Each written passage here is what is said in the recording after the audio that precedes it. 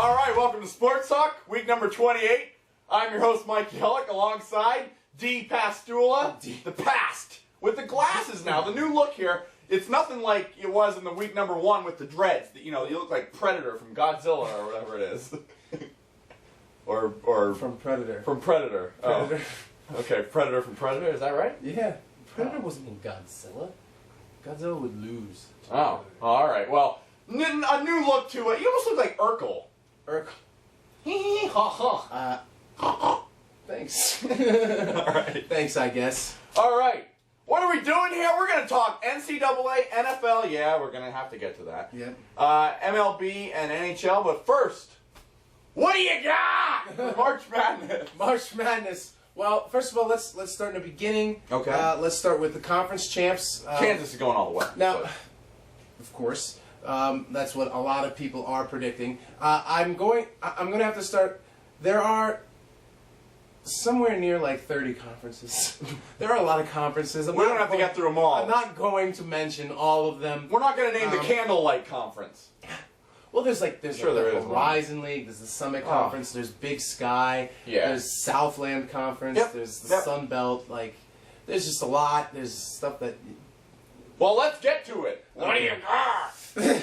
I got we have UConn winning the Big East, which is quite surprising. Now, do they really deserve the Big East championship with a conference record of 9-9? I don't think so. Probably not. No, they shouldn't even be in there. Well, obviously, Pittsburgh. Same with Villanova. Should not be in there. The conference record is 9-9. It's average. Why are they in there? Well, they 20-11. They're not good. No. 21-11. 1 game. 11. Yep. They lost somewhere along the lines of like 5 in a row, I guess. Yeah. Yeah, but we have the Big Ten champs, Purdue. Big 12, Kansas.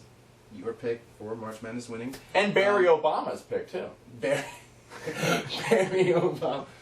That's true. Obama did pick Kansas to win it all and go up against. He also, I think he played it very safe. Yeah, he did play very fair. He picked all number 1 seeded teams to go to the Final Four, and of course, this is the first time that I picked number 1 seeded. Bull. Let me do it. This is the first time I'm picking number 1 picks for the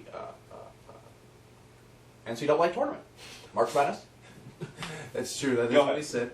He picked Ohio State, Pittsburgh, Kansas. Yeah. But whatever. ACC, Duke won.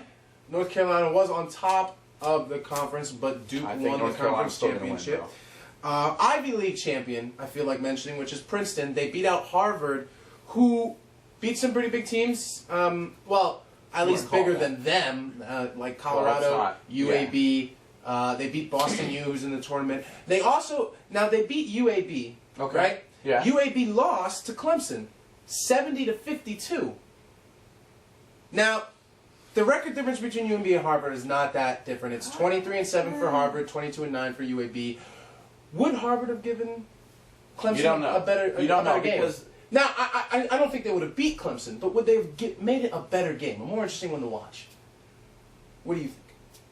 No, because Clemson would have beat either team. Of course they would have beat them, but I'm talking about the caliber. No, because if I already know the outcome, what it's going to be, and I do know the outcome, then I don't even care to watch it. So that game won't be watchable either way. Okay. So it doesn't matter. Okay, well, we have the Atlantic Sun Conference champion, Belmont, which I felt like mentioning for the simple fact that their record is 30-4. They are in March Madness. Their record is 30-4.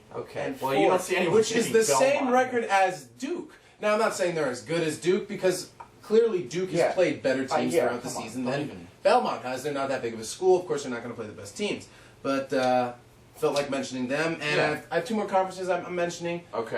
Pac-10, which is Washington, and the Southeastern Conference, which is Kentucky. Now, if I missed a conference, if you want to know who won, who was the champion of a conference, you can, of course, ask it in an email. Yep.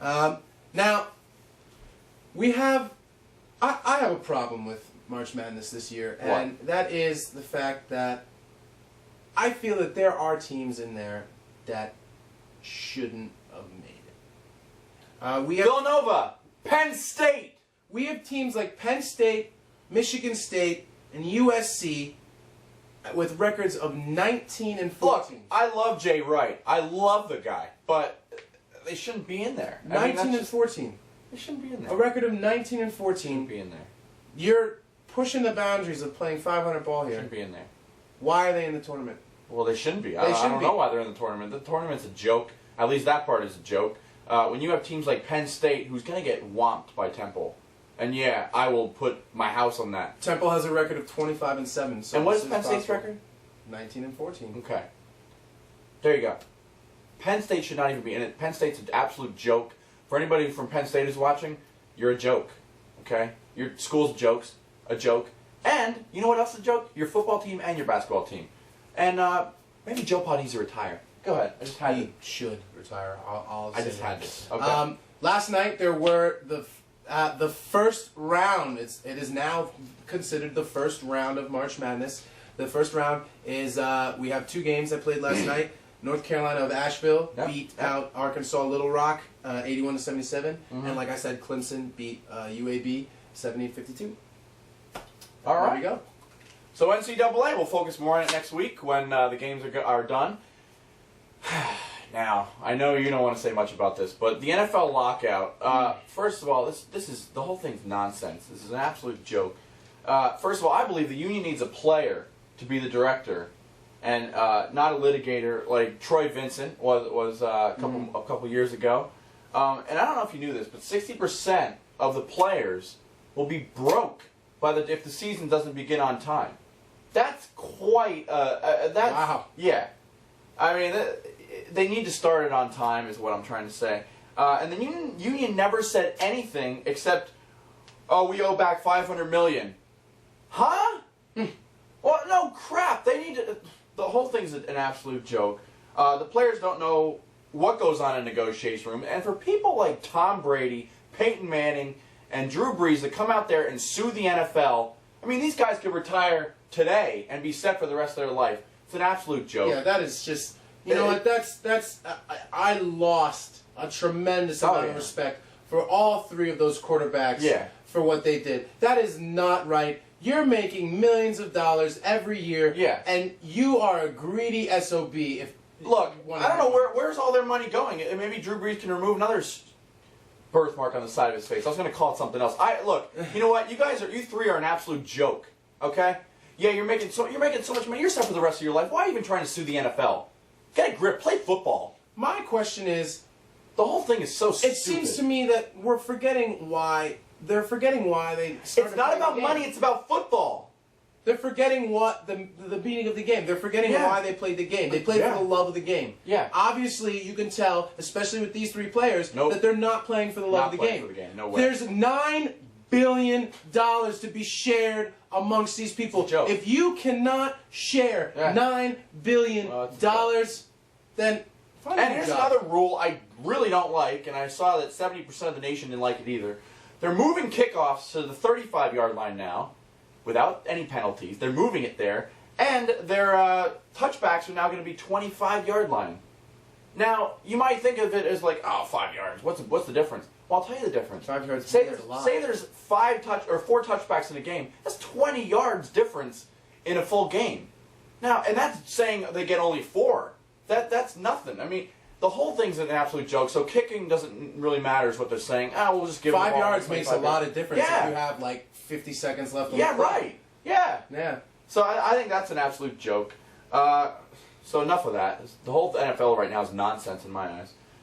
Flyers, real quickly here. This is they won 1 game. They're still in first place, not by much. And is their losing streak going to end?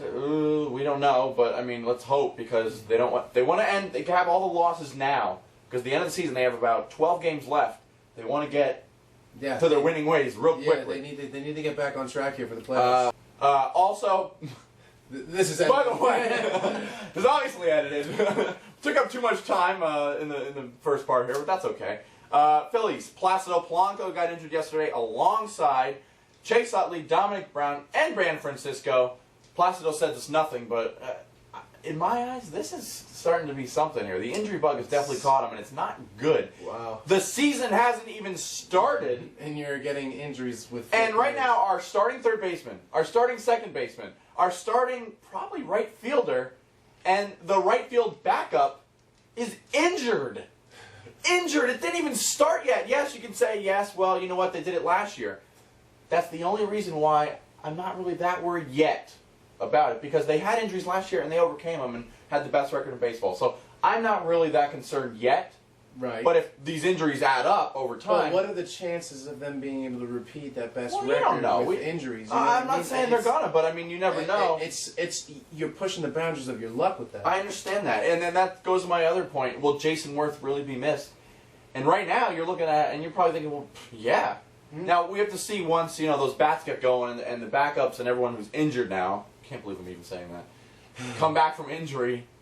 Opening day, hopefully. I mean, Chase Utley, this doesn't sound good at all. I've talked to some people, sources, and they tell me that he's not looking good for the year.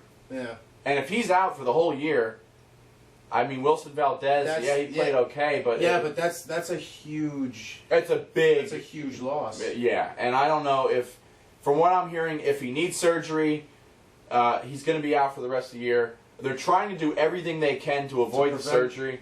You always want to prevent surgery, though, because then you have to realize the thing about surgery is, yeah, it fixes the problem, but it also, you're never 100% coming out of surgery. Never. Yeah. No. So he wants to avoid that as much as possible. Chase Utley says he's going to try to make it by May, but this is not where you want to be if you're a Phillies fan right now and you're seeing all these injuries pile up.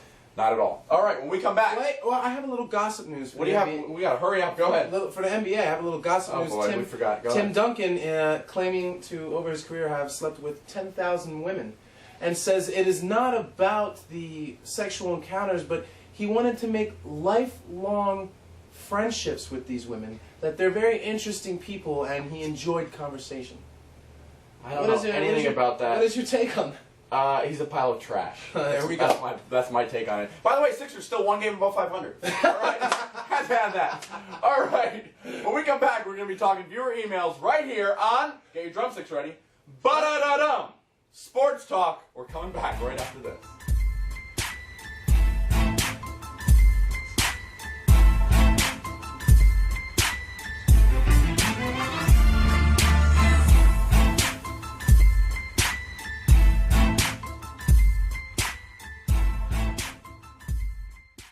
I know belts and hoses, not X and O's. I do O2 sensors, but not defenses. Yeah, I make a right call to keep your car in the game. Don't even need a playbook, it's all in my brain. Fuel injectors, alternators, radiators too. It's who I am, it's what I do, Napa knows.